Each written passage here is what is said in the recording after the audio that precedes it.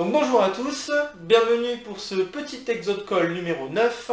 Et aujourd'hui, nous allons attaquer l'exercice suivant, un exercice de combinatoire.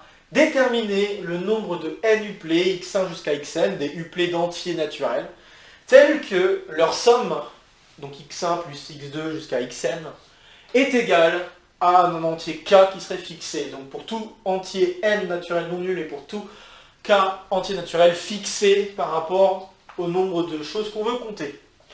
Voilà, alors n'hésitez pas à faire une petite pause comme d'habitude pour essayer de résoudre cet exercice.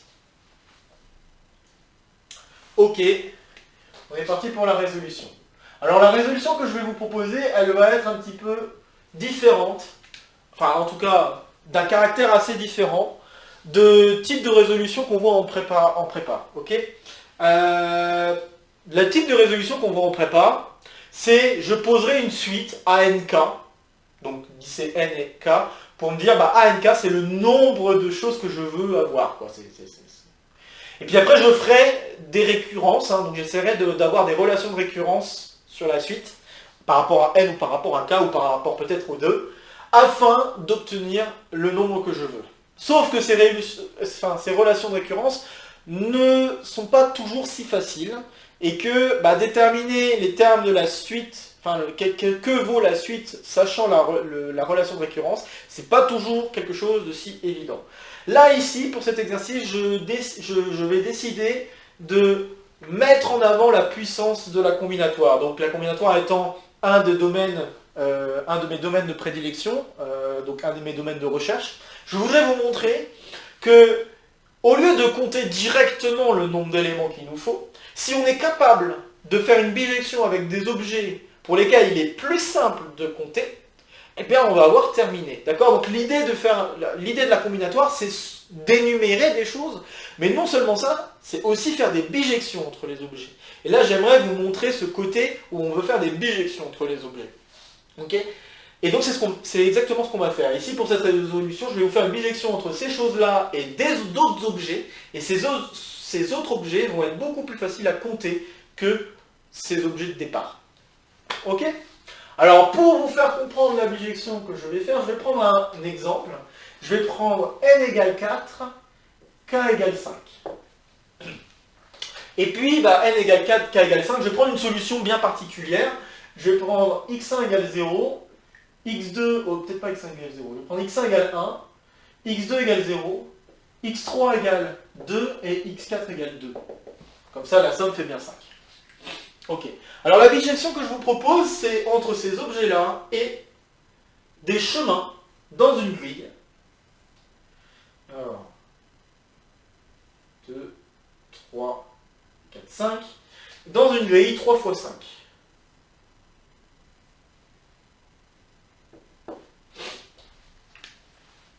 Et la bijection, donc, dans cette grille, ce que vous avez le droit de faire comme type de pas, ce sont des pas vers le haut et des pas vers la gauche, vers la droite, pardon. D'accord? Donc des pas vers le haut et des pas vers la droite. Donc, pour cela, l'idée c'est que vous lisez votre solution dans l'ordre écrite. Alors remarquez que j'ai mis x1 égale 1, x2 égale 0, pour vous mettre en avant que l'ordre n'est pas forcément, enfin les x6 ne sont pas forcément rangés dans l'ordre croissant. D'accord? Donc il faut faire attention à ça. Là, ici, les x6 sont placés de manière aléatoire, il n'y a pas de relation d'ordre entre les x6. La seule condition, c'est que la somme des x6 fasse k. Bon, alors, la bijection que je vous propose, c'est donc de faire des chemins de ce type. Et pour faire ces chemins, ce que vous allez faire, c'est que vous lisez le xi, qui correspondra au premier pas vertical que vous allez faire, avec un s, un premier pas, donc au pluriel. Et à chaque fois, vous allez avancer ensuite d'un pas vers la droite. Ok? Donc, ce que vous allez faire là, par exemple, x1 égale 1. Donc x1 égale 1, ce qui va se passer, c'est que vous montez d'un cran vers le haut, puis ensuite d'un cran vers la gauche. Ok? Donc x1 égale 1, ça me fait ce début de chemin. Puis ensuite, x2, vous voyez que x2 égale 0, donc je ne vais pas monter à nouveau, mais par contre, je vais aller vers la droite. Donc je me retrouve ici. Ensuite, x3 égale 2, donc là cette fois-ci je vais monter de 2 pas vers le haut, donc j'ai 2 pas vers le haut, puis ensuite un pas vers la droite. Je me retrouve ici. Et enfin, x4 égale 2, donc je fais ensuite 2 pas vers le haut, et en effet j'arrive bien à 3, 5. Et ben voilà comment la bijection va fonctionner. La bijection qui va fonctionner, c'est donc regarder la bijection qui, à ces objets-là, associe des chemins qui n'ont le droit que d'aller vers le haut et vers la gauche, donc on a droit qu'à des pas comme ça, et qui vont partir de 0, 0 pour arriver à n-1 k. Ok ? Et je vous assure que si vous prenez une autre solution, et donc la bijection marche de cette manière-là, le xi correspond au nombre de pas que vous allez faire à la verticale en l'abscisse i-1. Donc là, ici, abscisse égale 0, 1, 2, 3. Ok ? Bon. Alors, il est vrai que je pourrais faire des chemins jusqu'à... peut-être que l'idée vous était venue aussi en tête de faire des chemins jusqu'à 4, 5, au lieu de faire 3, 5 par rapport à ce que j'ai dessiné. Mais si vous faites 4, 5 et que vous essayez de faire le même genre de dessin, vous allez voir qu'à la fin, vous allez toujours avoir un chemin vers un tout petit pas à faire vers la droite. Et ce petit pas vers la droite, et c'est pour tous les chemins que vous allez faire. Et donc ce petit pas vers la droite, on peut l'oublier parce que il n'y a aucune information à en tirer de ça. D'accord ? Donc par contre, à partir de ce genre d'uplé, je peux avoir ce chemin, et inversement, si j'ai un chemin comme ça, je peux retrouver le uplé qui était considéré. Ok, alors j'espère que j'ai été clair avec la bijection. Maintenant, je vais l'écrire proprement ce que c'est ma bijection. La bijection que je vous propose. Donc la bijection que je vous propose, c'est la suivante. Je prends l'ensemble des objets x1 jusqu'à xn tels que la somme des x i vaut k, et j'associe, et je vais vers les chemins, donc je vais le faire comme ça, j'associe, ou je vais vers les chemins, donc je vais vers les chemins que j'ai dit, hein, donc chemin, où on a le droit qu'à faire que des pas, donc de 0, 0 vers n-1 k, avec des pas. Donc des pas en termes vectoriels, les pas vectoriels que j'ai le droit de faire, c'est je monte de 1, enfin je vais de 1 vers la droite, ou alors je monte de 1. D'accord ? Donc voilà la bijection que je vous propose, et ça va marcher de la manière suivante, que j'appelle phi. Si j'ai un uplé qui vérifie la chose au-dessus, alors j'associe. Oups. Donc là je fais un petit dessin, un petit schéma de la grille. n-1 k. Et ce que vous allez faire, c'est que, comme je l'ai expliqué là avec l'exemple, vous montez d'abord de x1, vous faites un petit pas vers la droite, vous montez ensuite de x2, vous faites un petit pas vers la droite, vous montez ensuite de x3. Après, x3 peut être... Enfin, un des xi peut valoir 0, donc ça veut dire que vous ne montez pas dans ce cas-là. 1, etc. Donc voilà, jusqu'à arriver, donc on peut imaginer qu'il peut y avoir des choses entre deux, jusqu'à arriver au dernier pas où vous avez avancé de 1 pour atteindre l'autre bord, et à l'autre bord vous montez de xn. Ok, comme la somme des xi vaut k, on arrivera toujours à la hauteur k à la fin, et on aura avancé de n-1. Donc voilà, et la bijection elle est assez simple à faire, hein. Vous voyez bien que si vous avez ce type de chemin, il est assez facile de retrouver le uplé de départ. Hein. Donc il n'y a vraiment pas de difficulté, c'est une bijection assez naturelle. Ok ? Et maintenant que j'ai fait cette bijection, eh bien ça veut dire que le nombre d'éléments là-dedans, dans cet ensemble-là, hein, le nombre d'éléments dans cet ensemble-là, c'est égal au nombre de chemins que nous avons dans l'ensemble ici. Ok ?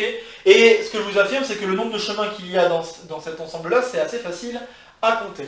Alors, je vais faire encore une autre bijection pour vous montrer à quel point ça va être simple de compter ces choses-là. Ok ? Et la bijection que je vais faire, c'est que je vais faire la bijection entre ce truc-là et en fait les emplacements dans un ensemble donné les emplacements pour lesquels je vais vers la droite. Vous pourriez faire la même chose en vous disant, je peux aussi compter juste le nombre d'emplacements, juste prendre en compte les pas que je fais vers le haut. D'accord? Ça reviendra au même résultat, je vais y venir dans un instant. Pour l'instant, on va considérer juste les pas vers la droite. Ok? Alors moi, ce que je vous propose comme bijection, c'est la suivante. Si j'ai ce chemin-là, donc je vais faire une autre bijection, je vais l'appeler psi. Si j'ai ce chemin-là, ce que je peux faire, c'est que je peux associer à ce chemin-là une série de 0 et de 1 par rapport à la longueur du chemin. Alors la longueur du chemin, c'est combien? C'est-à-dire que combien de pas j'ai à faire en tout pour partir de 0, 0 et arriver à n-1k? Eh bien, je dois faire n-1k vers la droite, k pas vers le haut. Donc je me retrouve avec n plus k moins 1 pas à faire en tout. Et qu'est-ce que je vais avoir à faire? Ce que je vais avoir à faire, c'est choisir l'emplacement de n-1 endroit où je vais vers la droite. Donc ce que je peux faire, c'est faire une bijection entre ces objets-là et une suite de 0 et de 1. Donc ce que je peux faire, c'est, disons que on va ramener ça à un uplé. Donc on peut la ramener ça à un uplé, donc x1. Peut-être pas, je ne vais pas appeler x1. Je vais peut-être appeler y. Donc y1 jusqu'à yn-k plus 1. Tel que, eh bien, les yi sont tous entre 0 et 1. Donc soit ça vaut 0, soit ça vaut 1. Et les yi, enfin la somme des yi vaut k. D'accord? Donc dire ça, ça veut dire qu'il faut choisir, ça signifie en fait qu'il faut choisir k endroits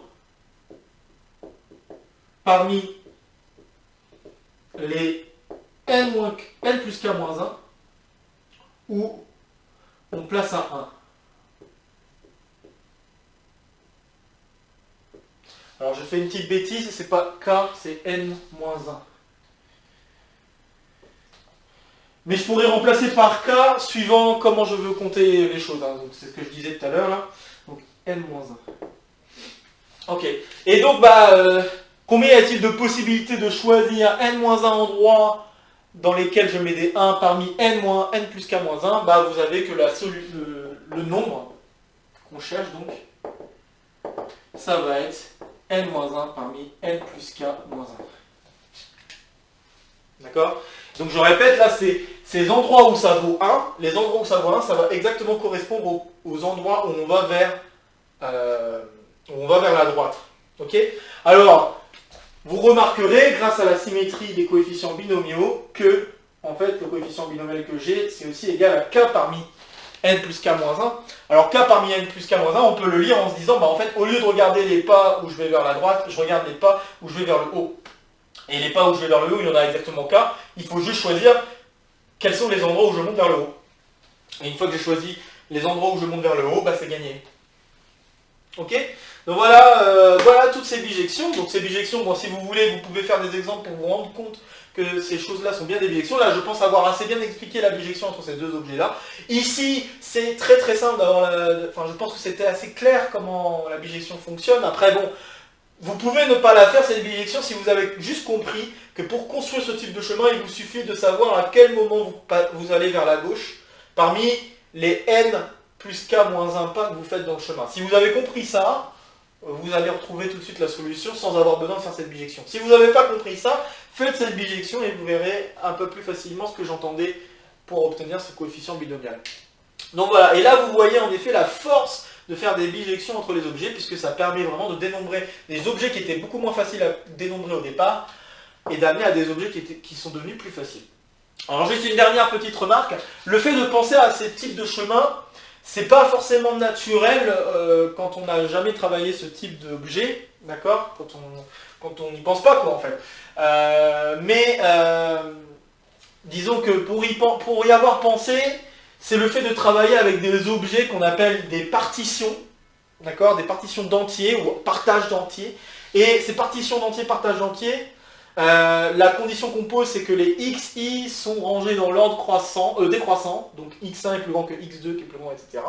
Jusqu'à atteindre 0, et puis bah, les 0 on les compte pas. Donc il y a des partages comme ça, et les partages, on fait très souvent le lien entre ces partages et des chemins de ce type. D'accord ? Donc c'est comme ça que voilà, l'idée pour ceux qui ont déjà vu ce genre de truc peut venir. Sinon, bah, on peut juste se dire, bah, à chaque fois que j'additionne, je suis en train de monter d'un certain cran, et donc du coup j'ai une solution entre deux là, pour un autre cas fixé qui est plus petit que le cas que je suis en train de regarder. Donc on pourrait... voilà, il y a plusieurs façons de faire, hein. Là je vous ai proposé une bijection, je pourrais peut-être faire une autre type de bijection, c'est pas impossible, mais l'intérêt d'avoir fait cette bijection, c'est que ça a été plus simple de compter le nombre de solutions qu'au départ. Voilà. Bon, bah sur ce, l'exercice est terminé. Si vous avez des questions, des commentaires, quoi que ce soit, n'hésitez pas à les faire sous la vidéo. J'espère encore une fois que cet exo de colle vous a plu. N'hésitez pas à mettre un petit j'aime si ça vous a plu. N'hésitez pas non plus à partager d'autres vidéos ou la chaîne s'il y a d'autres vidéos qui pourraient être intéressantes pour des camarades, etc. Le même blabla un peu habituel. Et puis sur ce, bah, je vous dis à très vite pour l'exo de colle, donc l'exo de colle que je ferai demain au lieu de le faire samedi, l'exo de colle 32.